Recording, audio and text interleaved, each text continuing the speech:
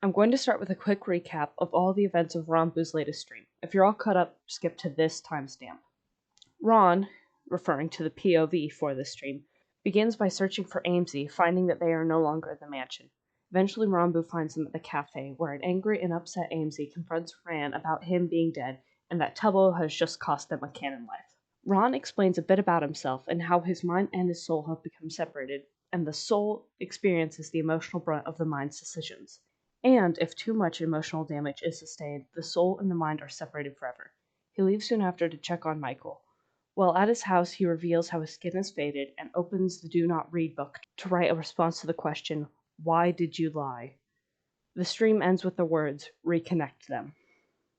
Do not read.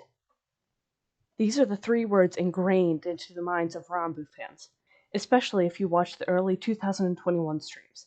And today, we got a rare look into one of Ranboo's Do Not Read books. By painstakingly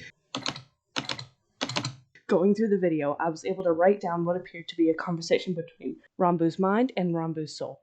I colored them red and green, and if you want to read the full transcript, take a moment to pause and look it over. Despite being in separate dimensions, the Dream SMP and Limbo, both halves are able to talk using this book, and the majority of it is the mind explaining things and reassuring the soul. The first 16 pages are these explanations. However, page 10 shows us that the soul has a limited glance at life outside Limbo. From Wilbur's Reddit post from 8 months ago, we can see that Ghostbur also had one of these. But since Limbo is a different experience for each individual, we shouldn't expect many more things to carry over.